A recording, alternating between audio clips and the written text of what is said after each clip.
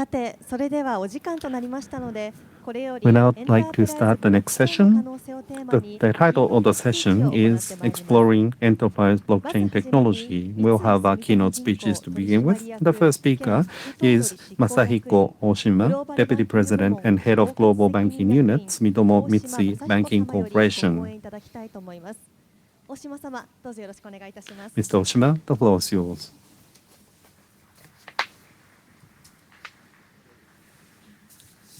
Thank you. As introduced, my name is Oshima from Sumitomo Mitsui Banking Corporation. Thank you all for coming to the venue despite your busy schedule. And also thank you for participating online. Before I start my speech, I would like to pay my respect to those people who have been infected with COVID-19 or the families or those people who have been influenced by this pandemic.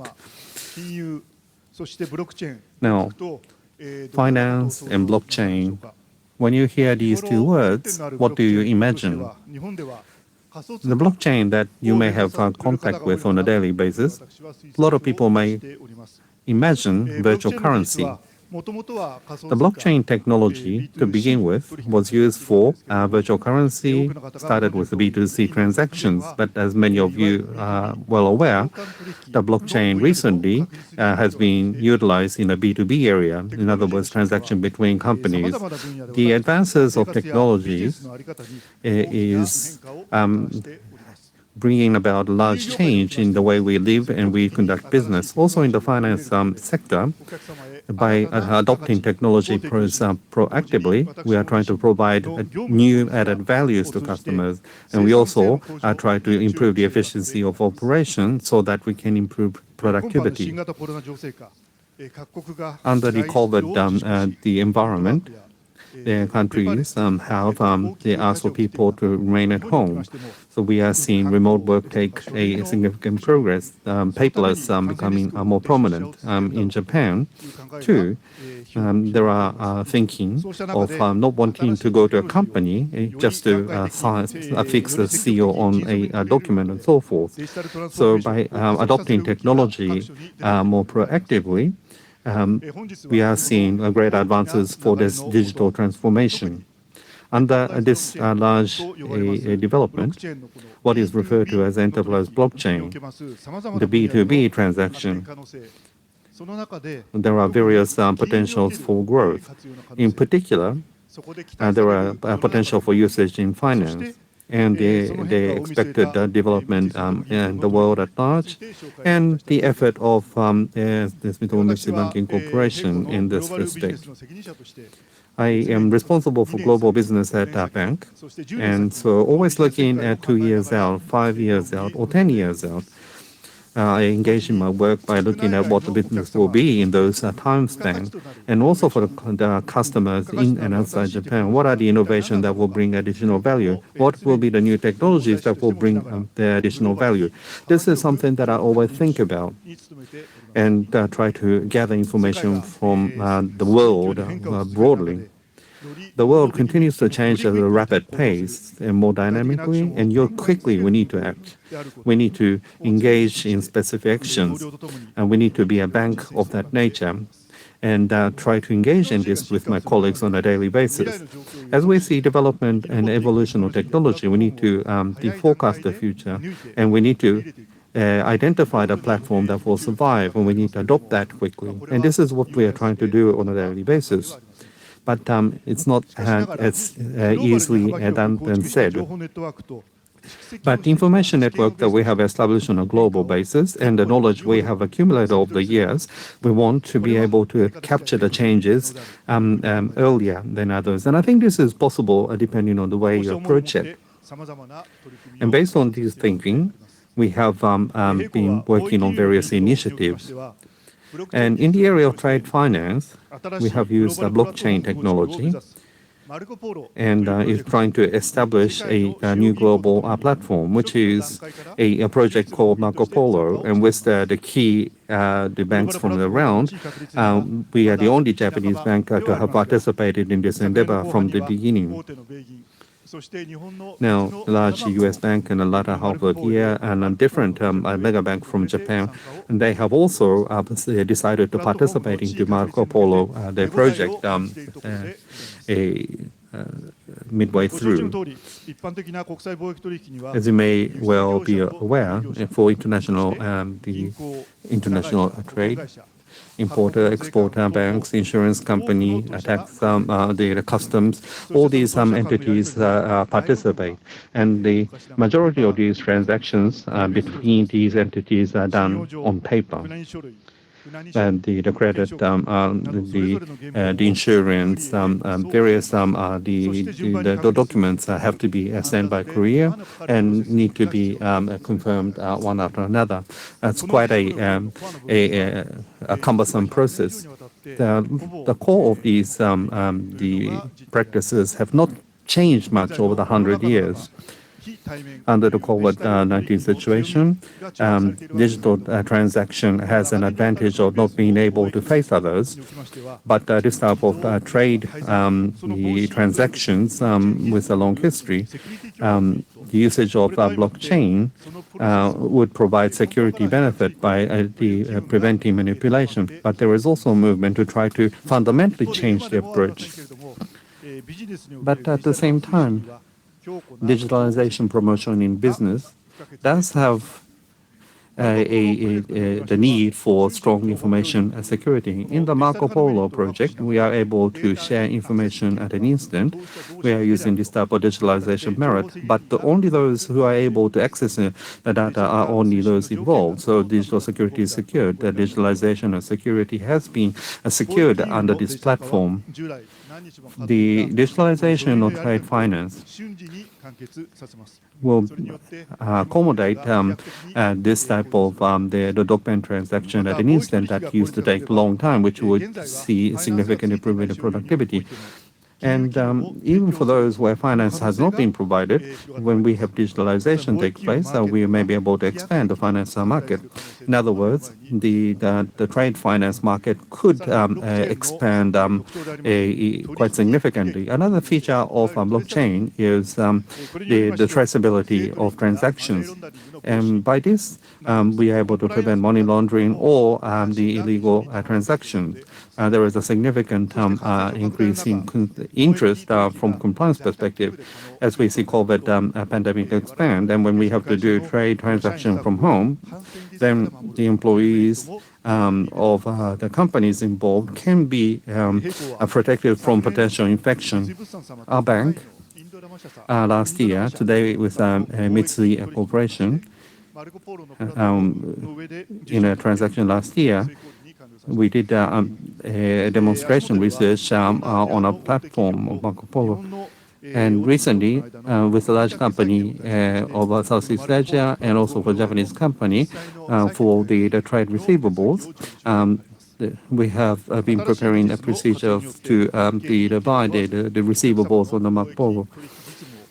So this should significantly improve the efficiency related to the trade their procedures, and so we expect this to expand broadly to many countries going forward. Now, the Marco Polo does not is an open account-based the trade platform that does not require a letter of credit, and in order to respond to the needs of the customers, there is a Hontoa project, which is a platform based on the letter of credit. We've also decided to participate in this. And this is called the enterprise blockchain-based technology, which is used for this. Marco Polo and Honto. We are using these initiatives to accommodate the letter of credit transaction, non-letter of credit the transaction. We are trying to be able to cover the broad the range. For those people participating today, I hope to be able to provide these type of new services as quickly as possible. We continue to work towards accelerating our initiatives. And Mr. David Rutter, who is going to speak after me, was involved. He's the CEO of R3, who had developed the Coda technology used for Marco Polo and Contour. A young company but the central bank or industry groups, IT companies, there are already more than 300 partners who are participating in the network established by R3. So it's a high-growth company. Now, Coda, there is technology appropriate for financial transactions, not just banks, but for insurance company creating smart contract or contracts. The contract renewal work becoming more efficient, and the automatic claiming of benefits. There are many use cases now made available in a broad range of areas. From last year in Germany and Southeast Asia, there are some demonstration research being conducted, and so we expect commercialization in the various fields going forward. In this conference, various types of information are being shared in various forms, and through these information, those people participating, I hope, will be able to consider blockchain as something that is close at hand in conducting business. That would be a good thing for the conference in the B2B area in Japan, using new technology, the reliable platform being established, and to accommodate the changes and expansion of technology. And for this, in addition to the work of individual companies, the collaboration between the public and private sector will be extremely important. We are just a private sector company, but we want to capture these latest technology on a global basis and work towards expanding the usage of blockchain that links to the actual business. So at our bank, we started this year the medium-term management plan, and under plan, we try to provide broad range of high value-added type of solution. We want to become a global the provider. And with R3 and with the SBI Holdings, the SBI R3 Japan, which is a joint venture company between the two companies, and we have decided to invest in this company, now having a 14% stake, together with collaboration with these companies. And with with a cover the world in our mind, by utilizing Marco Polo and Contour, we want to work towards accelerating digitalization of data trade and so forth. And enterprise blockchain promotion is also something that we intend to contribute to going forward. And after myself, Mr. Rata from R3 will talk about enterprise blockchain and will explain the latest situation. And after that, there will be introduction of use case. There will be a session to cover that. So I hope you will stay with us until the end of this session. And this completes my part of explanation. Thank you very much for your attention. Welcome Mr. David Rata, CEO of R3, to continue this session. He is kind and smart enough to join this important conference through online from London. Good morning, David. Thank you for joining us today. It's your turn. Good morning. Please. Thank you very much. Thank you for giving me the honor of addressing all of you today. And of course, following our good partner, Ashima-san from SMBC. Thank you very much. A little background. I'm David E. Rutter, the CEO and founder of R3. And I'd like to start by telling you a little bit about myself. The first and maybe most important thing is that while I've had a 35-year career on Wall Street and in technology, I wasn't born into a family that worked in either of those fields, but I was born into a family with entrepreneurial spirit. My first significant work experience was in heavy construction, building the I-83 bridge over the Susquehanna River, which is the longest river on the East Coast of the United States. Now, every day, all these many years later, thousands of people use that bridge to travel to work, to meet their colleagues and suppliers, to transport cargo, and to keep their businesses moving. That bridge has helped businesses do what they've done before, but more directly, seamlessly, and securely. To put it simply, to do business better. When I went to work in the financial services market, I observed the major operations of financial institutions, and I saw an opportunity to improve business processes, to do things more directly, to make things more seamless, and of course, more secure. Helping businesses do what they do better has always been at the core of my entrepreneurial position and mission. It is reflected in everything we do here at R3. As a pioneer in distributed ledger technology, we've been using enterprise blockchain to build bridges within businesses, securely linking data silos together to make businesses more efficient, less risky, and ultimately more profitable. Now we're embarking on the next logical step, taking the advantages of integrating systems within a business and scaling them up to the entire market. If this global pandemic has taught us one thing, it is clear to anyone who is paying attention that the world is changing fast and becoming much more digital. For any researchers or historians in the audience, you will know that if we look to past crises, whether the Spanish flu, the Great Depression, the world wars, or even more recently, the 2008 financial crisis, in each and every instance, there has been a massive acceleration of technology adoption in the aftermath. I don't need to prove that this will happen again. We are already seeing massive change in consumer behavior, with high street shops suffering as online shopping surges. These big historical moments cause us to question nearly everything we do and how we do it. For example, does Japan, and especially the financial system, have to remain so reliant on paper? I love Japan, and I've been visiting there for 25 years in many different roles. But I've never seen so much paper processed anywhere else. Even while working from here in my home over the last few months, I've needed to send wet signatures to our corporate entities in Japan. It is time for change. Things must change. And importantly, we know how to do it to drive very significant efficiencies. We are now at an inflection point.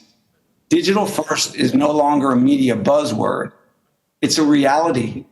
We need frictionless digital transformation at scale, something that is essential in this new world, but very hard to implement.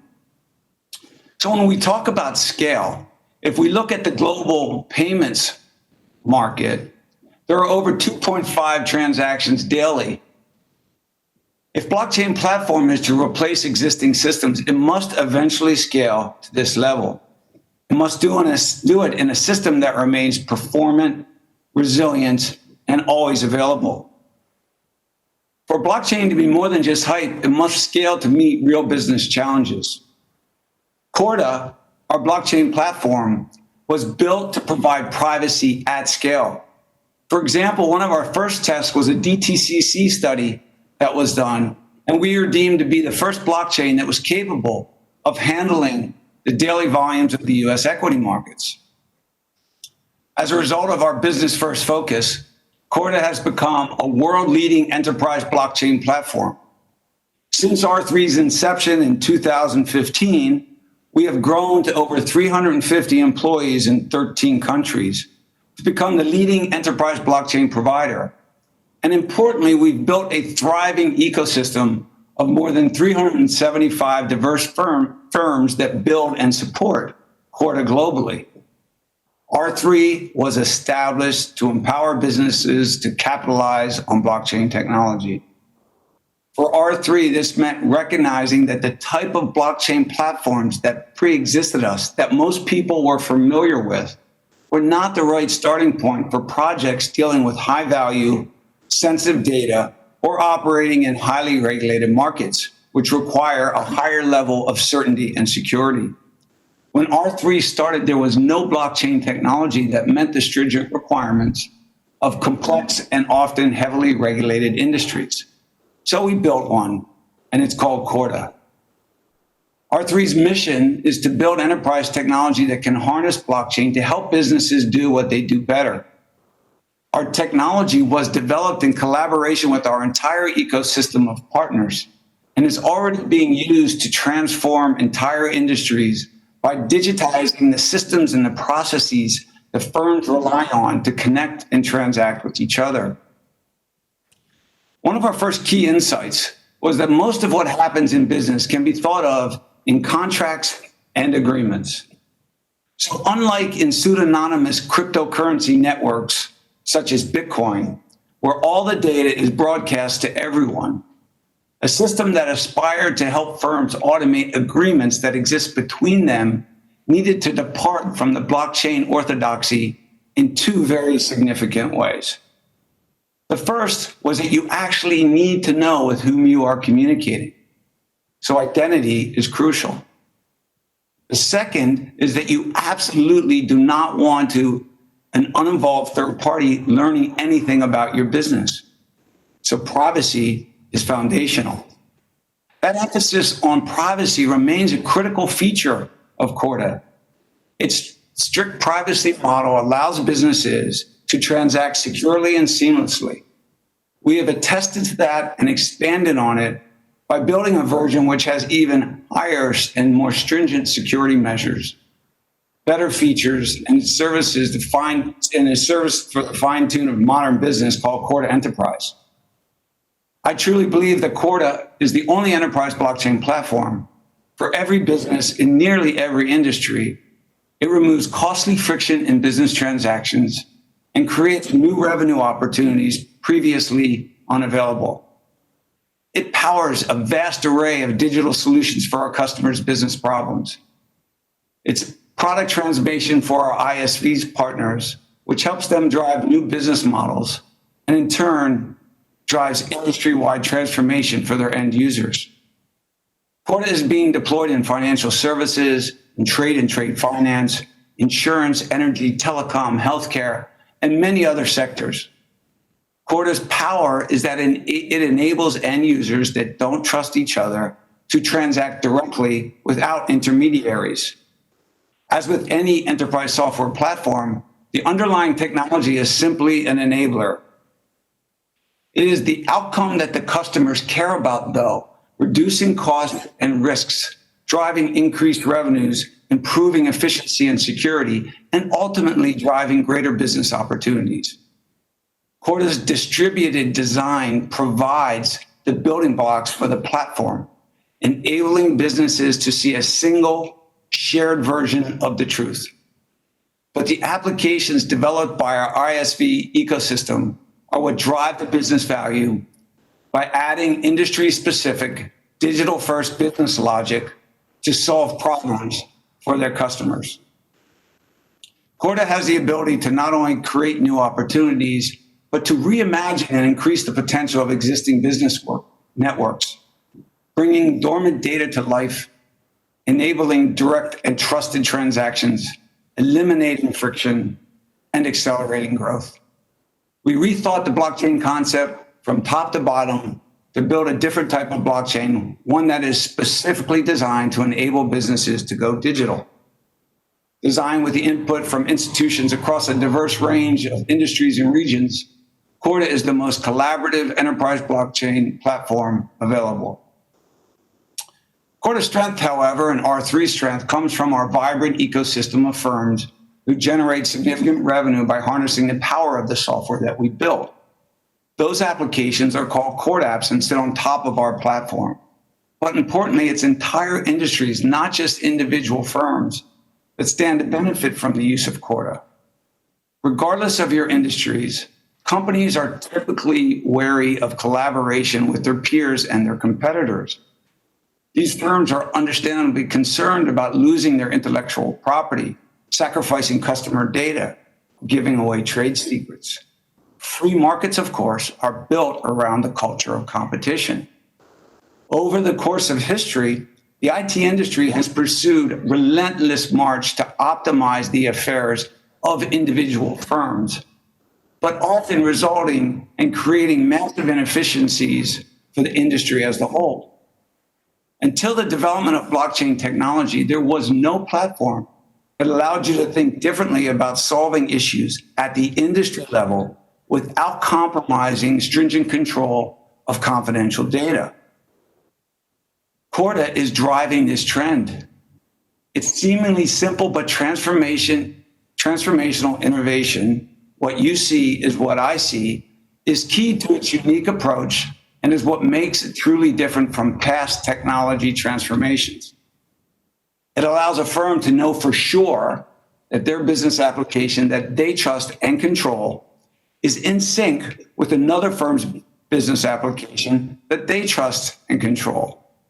The same standardized application can be used industry-wide, but each firm is in control of their own copy and hence in control of their own destiny. Each firm retains the power to decide where their data lives and who controls it. So industries are finally able to gain the benefits of a single system for all firms in their industry, including competitors, to drive efficiencies.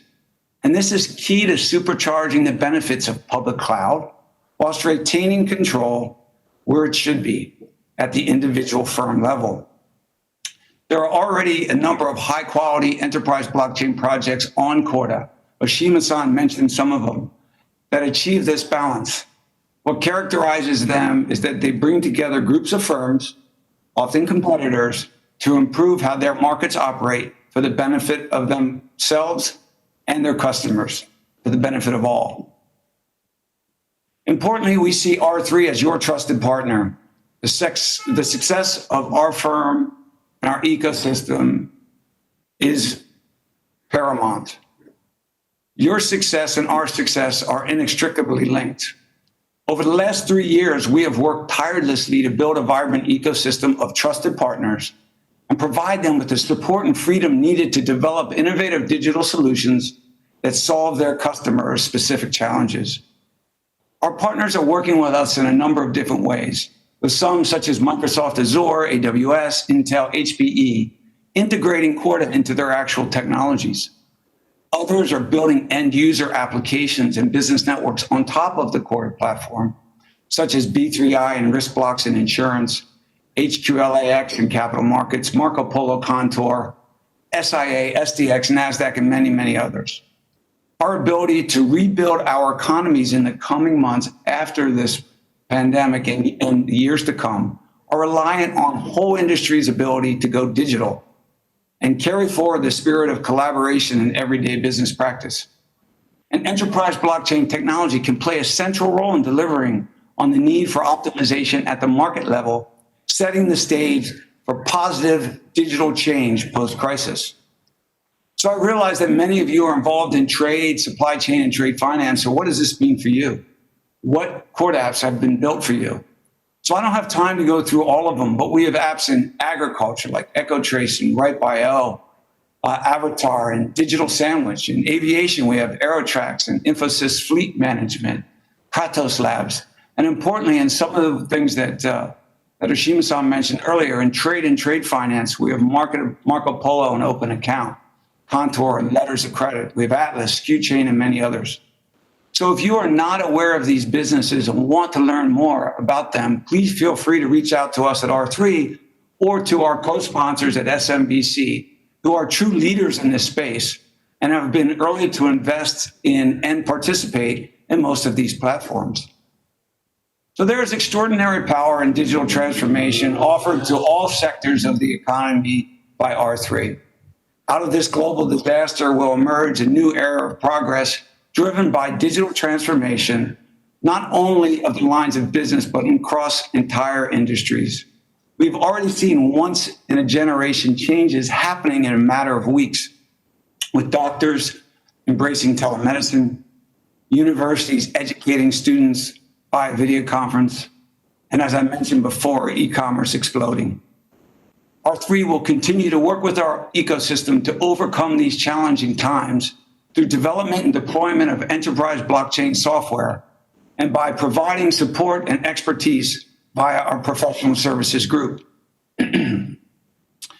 Just like that bridge I built over the Susquehanna as a young man, we are in the business of helping businesses do what they do better, directly, seamlessly, and more secure. This has never been more crucial than now. Transformation is no longer an option. We must bridge the gap to meet the challenges of the digital 21st century. We're at the forefront of facilitating the digitization of entire sectors of the economy, from public sector use cases such as central bank digital currencies to cutting-edge private sector solutions in payments, insurance, healthcare, trade, and beyond. That is a responsibility that we take very seriously and an opportunity that we relish. I should point out to all of you that that bridge I worked on took nearly 5 years to build. But importantly, it's expected to last 100 years. What we are trying to do at R3, digitally transform entire industries, is very hard and also takes significant time.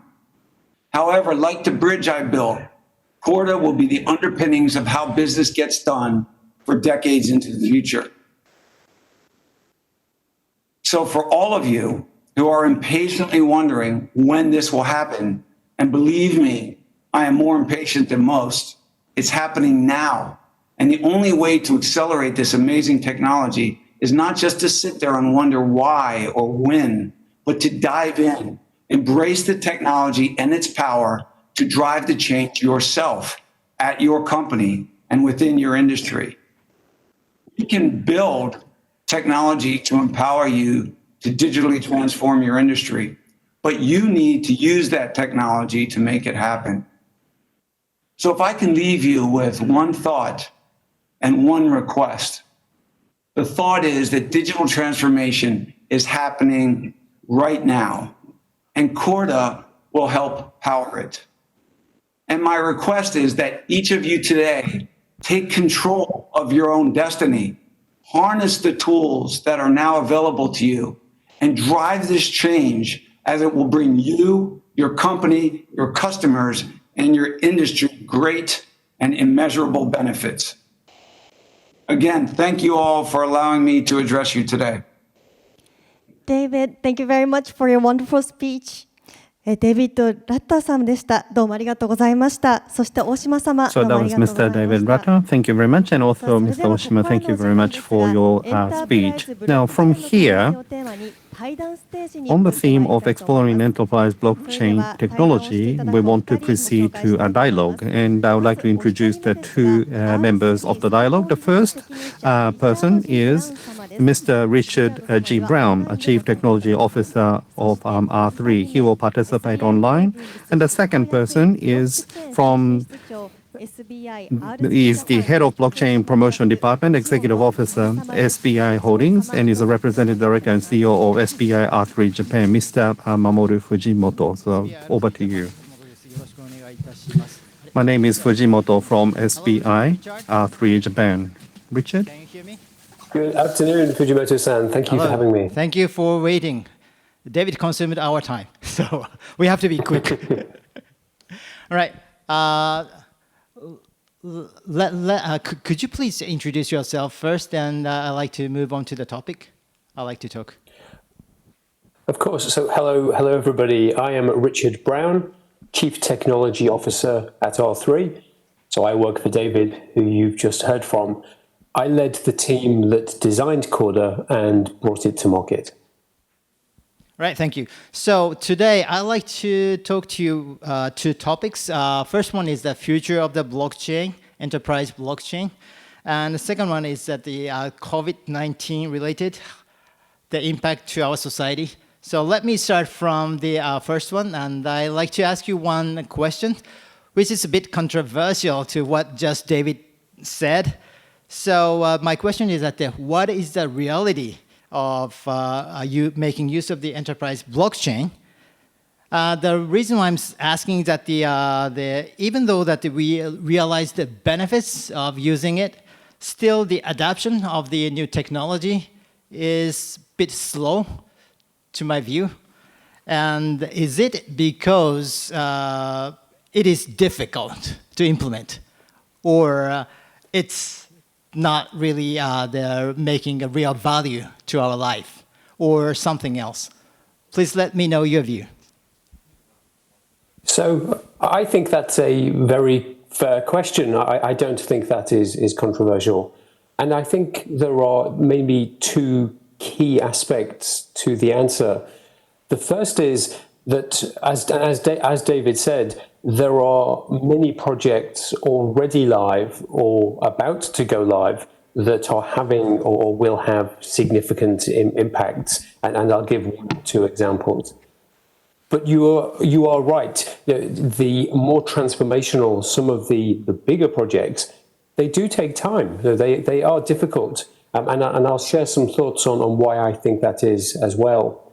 So with respect to the first point, there are, from my perspective as CTO, I see lots of projects that are live or going live. One that David mentioned, but I'll talk about slightly more, is a project in Italy, in Europe. This is a live project called Spunter, and it is being operated by almost all the banks live in Italy to synchronize and reconcile the balances between their branches every day in near real time. So this is a live project having an impact at the level not only of an entire market, but of an entire country. But I worked with many of the team members who built that, and it was hard. There are lots of moving parts. The application has to be written, it has to be tested, and multiple firms, and this is the key point, multiple firms have to work together to get it live. So I see this industry, if you like, as an example of one where it's often difficult, but the benefits are in proportion. So it's hard work for big gain. And I guess that's really the key point. There are some examples, some good examples of enterprise blockchain technology deployed by individual firms, maybe when they are in a central position. But more often than not, the benefit of this technology is when an entire market deploys it, as in Italy. And that necessarily takes time. But as I say, once the work is done, the benefits are really quite significant. Richard, so if that is the case, that in the past world, usually each individual company seeking their own benefits, implementing a new technology, but it's slightly different. But we have to seek for the collaborative benefits, not just the individual enterprise benefits. So that seems to be the difficulty to pursue this opportunity. It can be because let's be realistic. Firms need to make a profit. Firms exist to make a profit. Firms are not charities. And I think some people sometimes misunderstand my point because these projects are not charitable. They are not altruistic, although they do have a benefit for the entire market. But the reason firms do it is because it will benefit them as well. There is a gain for everybody. This is not typical blockchain projects are not zero sum where somebody wins and therefore somebody else loses. The successful projects are ones where all participants have gained something, either because the market has expanded, so there are more opportunities for everybody, or costs have been reduced. But you're quite right. The projects such as Marco Polo or Contour in the trade space that David talked about, these are ones where firms are participating because they see how it can benefit them, but they realize that the way they get that benefit comes through cooperation. So it's, as you say, it's a subtle argument, but this is at the heart. This is business. Firms are doing this because they see a potential benefit. Okay, let me ask a bit technological questions. What do you say about the difficulty of implementing a DLT compared with the conventional technology? That's a good question. So the key thing about a conventional technology is it is deployed by a single firm.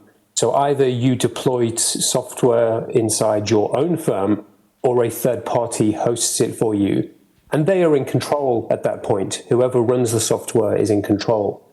And that can work well if you already have a relationship with a service provider, or if they are trusted by everybody in a market, that can work.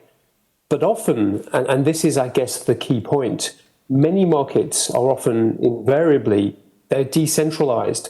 There is no central party in charge of world trade, just lots of firms trading with each other, many banks, many importers, many exporters. There's no CEO of the trade finance market. So if you were to deploy a solution like Contour or Marco Polo trade with traditional technology, who would run it? Which firm would install that software? Imagine how powerful they would be. It would be a change to the structure of world trade. So in those situations, deploying a solution, deploying technology where each participant runs their own piece or can choose where their technology is deployed without having a new central powerful additional party in charge can be very, very attractive, and it makes these projects possible. But it is slightly more complicated because now there are more moving parts, there are more pieces of software to be installed.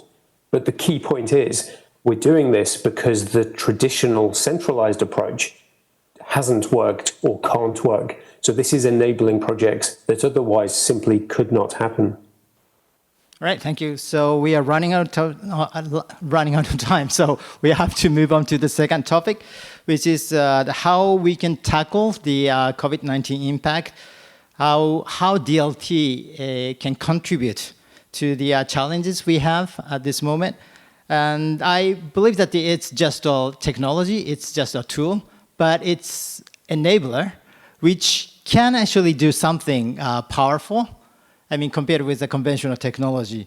So, because it is just a technology, it's of course not just a technology, but something else will be required.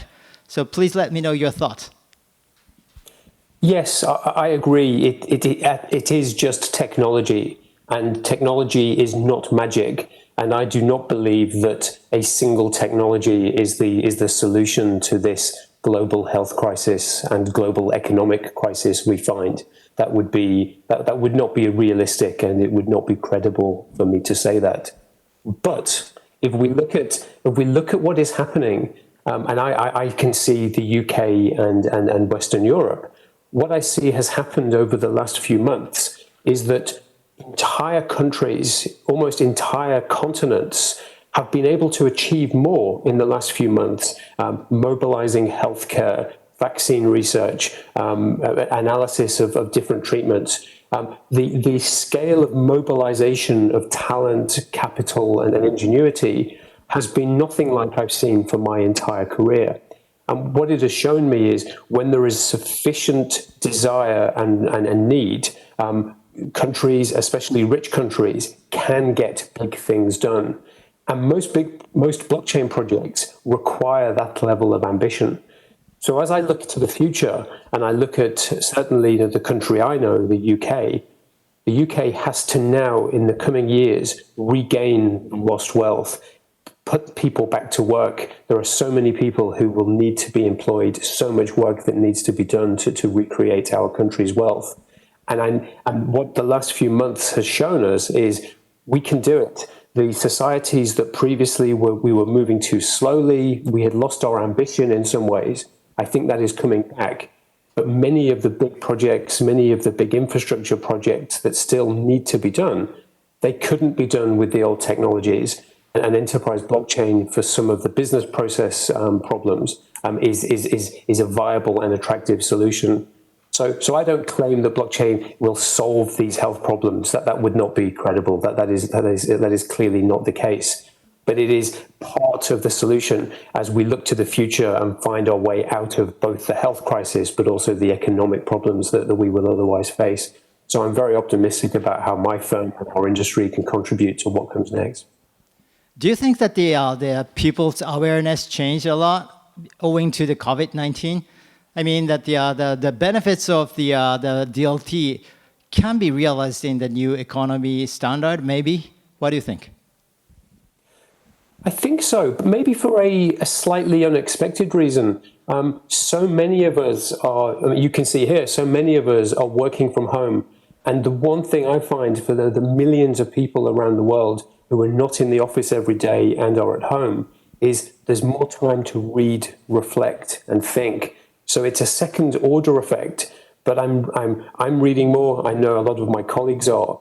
And I think people are going back to the documentation, reports about other projects, and people are realizing, wow, this thing is real. Projects like Spunter, Contour, Marco Polo, other industries are moving forward, and they're thinking about what that means for their own companies and their own industries. So it's a second order effect, if you like. But I think this the result of millions of people who've suddenly been given time to think, read, reflect, and imagine. I think what we will see coming out of this will be really quite profound. Okay, thank you very much. I definitely agree with you, and we like to collaborate together to make it happen. Thank you very much for your time, Richard. Thank you. じゃあちょっと最後に、この後別のホールでですね、引き続き Last but not least, in a different hall, there will be a joint session on trade finance with SMBC. So I hope to see you all again in that session as well. Once again, thank you very much. 藤本様、どうもありがとうございました。 Thank you very much, Richard, and thank you very much, Mr. Fujimoto.